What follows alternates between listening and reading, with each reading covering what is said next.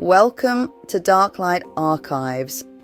Final words spoken at the edge of death often reveal something more intimate than an entire lifetime of public speeches. They can be poetic, defiant, or profoundly simple, but only a few are truly documented and passed down through time exactly as they were said. Today, I'll bring you 5 final moments from history's most iconic figures. These are their last words, each a final echo of lives that helped shape the world.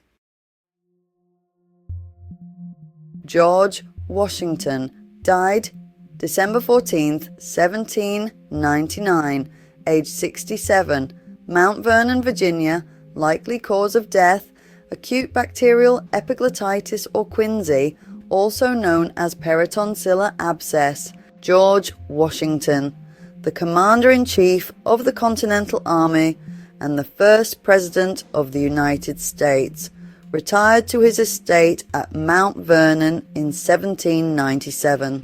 On December 12, 1799, he rode through snow and freezing rain for several hours. That night, he developed a severe sore throat, which rapidly worsened. Over the next 36 hours, he was subjected to repeated bloodletting by physicians, removing nearly 2.5 litres of blood, nearly 40% of his total volume, in an attempt to rebalance his humours, a common but now discredited practice.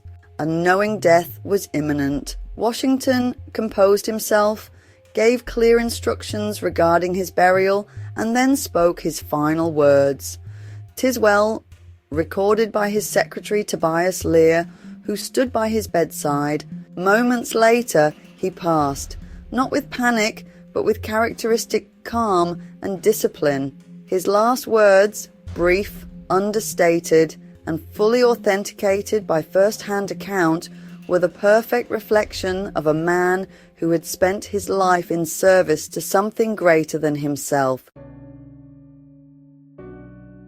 General Thomas Stonewall Jackson died May 10th, 1863, age 39, Guinea Station, Virginia, cause of death: pneumonia following friendly fire injuries during the American Civil War.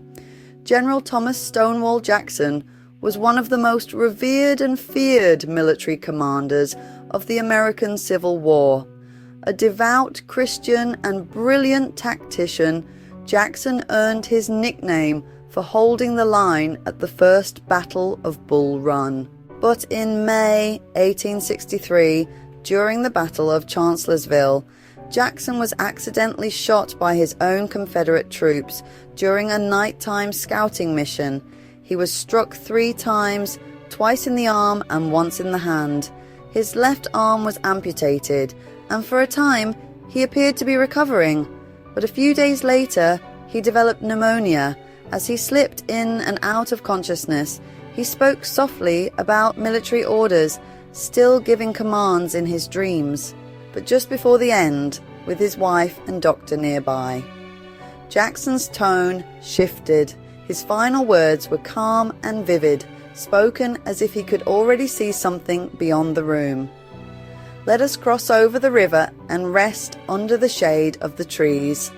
These words were recorded by Dr. Hunter McGuire, Jackson's physician, and confirmed by his wife, Mary Anna Jackson. After a life of war and hardship, Jackson's final words were serene, an imagined walk into a heavenly rest. Not rage, not regret, just peace. Sir Isaac Newton died March 31st, 1727, at the age of 84 in Kensington, London. Cause of death: kidney failure and a urinary tract infection. Sir Isaac Newton redefined how humanity understands the natural world. His laws of motion, gravity, and optics forever changed science.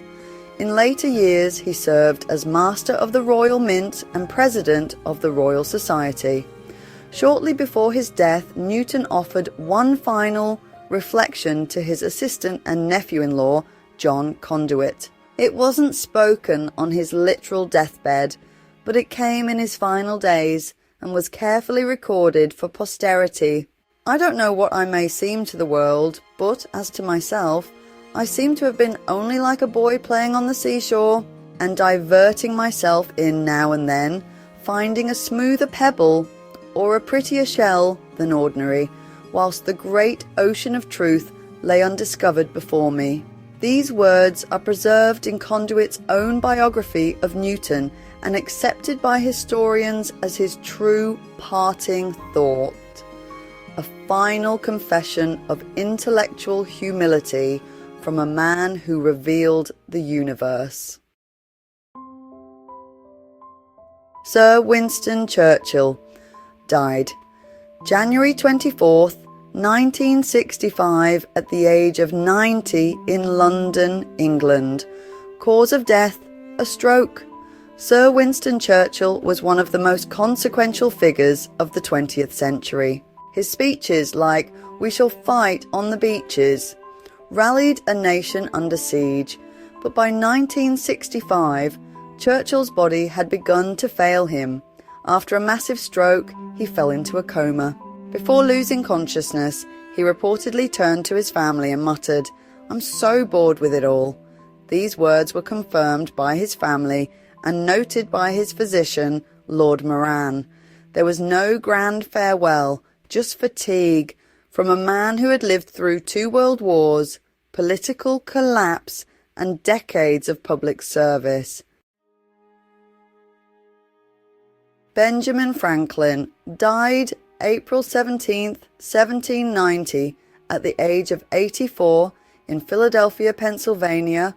Cause of death, lung abscess leading to pleurisy and eventual organ failure. Benjamin Franklin, printer, scientist, diplomat, inventor, philosopher, and a signer of both the Declaration of Independence and the US Constitution, was 84 years old when death finally came for him. Even in his final months, Franklin remained mentally sharp and politically active, advising members of the Pennsylvania Assembly and writing essays on issues like abolition and national unity. But age and illness had taken their toll. Franklin had long suffered from gout, kidney stones, and bladder complications. In late 1789, he developed a pleural effusion, a condition where fluid builds up between the tissues lining the lungs and chest. This turned into pleurisy and a lung abscess, causing painful coughing fits, shortness of breath, and increasing weakness. His daughter, Sarah Franklin Bach, cared for him during his final weeks. According to her private correspondence and confirmed by multiple biographers, Sarah gently encouraged him to shift positions in bed to ease his breathing. Franklin tried to move, but the effort exhausted him. His reply, given with dry honesty, would become his final recorded words: "A dying man can do nothing easy." He died shortly after, at 11 p.m. on April 17th, 1790, surrounded by family. His funeral in Philadelphia drew over 20,000 mourners, nearly the entire population of the city at the time. Franklin's last words weren't grand or dramatic, but they were pure Franklin, truthful, unsentimental, and precise. In the silence of death, their words endure, not legends, not myths, but truths. Washington's calm, Jackson's peace, Newton's humility, Churchill's weariness, and Franklin's wit. Each voice left behind a final, honest imprint of who they truly were. Which one spoke to you the most? Tell me in the comments. And if you want more stories from the shadows of history, subscribe to Darklight Archives. Until next time, listen closely. History still speaks.